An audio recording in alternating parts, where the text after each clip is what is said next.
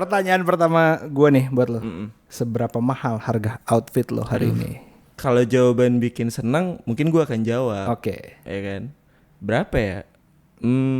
T-shirt lo deh, t-shirt lo. Oh sekarang nih. Sekarang. Oh sekarang. Masa besok? T-shirt gue ini salah satu yang gue suka lah. Soalnya dia itu kolaborasi brand lokal sama Sabotage. Dia tuh kayak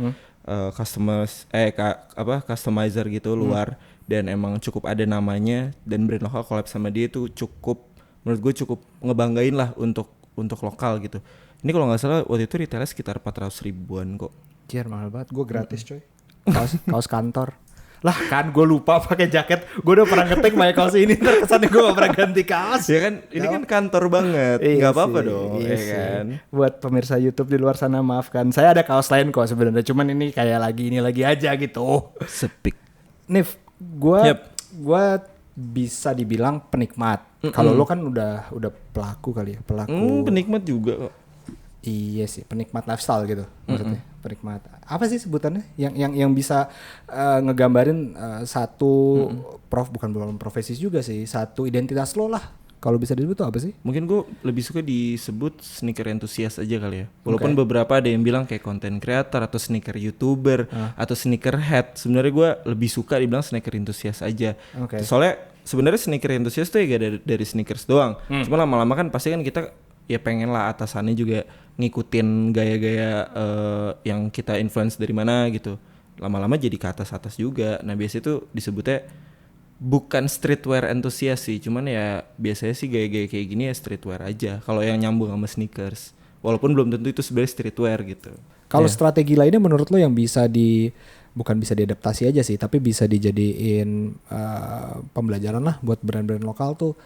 Lo kayaknya bisa bikin kayak gini deh atau apa gitu, ada nggak yang di kepala lo? Gitu? Ada banget sih. Jadi gue kan punya YouTube channel. Nah YouTube channel itu gue biasa bahas dulu sih, gue sering banget bahas tentang sejarah brand.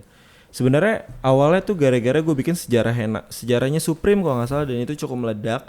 Terus akhirnya gue bikin sejarah yang lain. Kenapa gue bikin itu? Selain gue cuman cerita untuk entertain aja, di situ sebenarnya orang tuh bisa ngambil nilai-nilai yang dibuat sama brand itu, kenapa brand itu bisa jadi gede. Dan beda-beda caranya. Kayak misalnya Adidas sport banget dulu.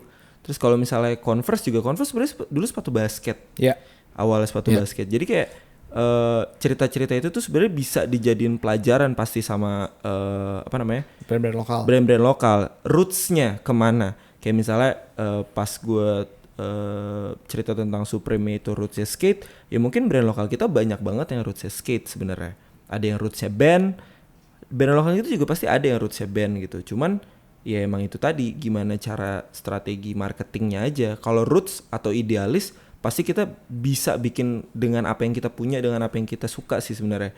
Cuman emang banyak banget sih orang yang nggak kepikiran tentang roots itu.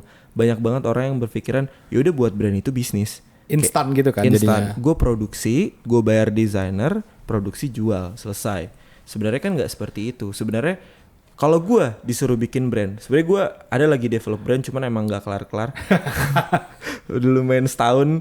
Jadi kalau gue pengen bikin brand, gue yang pakai brand gue atau yang pakai kaos doang deh. Kaos kan cuman kain. Bullshit lah kalau misalnya lu, apa sih bagusnya brand lo dengan brand lain? Oh gue kualitasnya bagus. Men lo ngomong kayak gitu 2020 basi banget. Kayak anak SMP bikin tugas entrepreneur gak sih? Jadi menurut gue kalau misalnya orang pakai brand gue nih misalnya, ya si orang ini merepresentasikan si brandnya atau brand ini merepresentasikan orangnya. Misalnya gue bikin brand gue, ya pokoknya brand gue ini gimmicknya sombong aja belagu. Nah lo yang make cocok.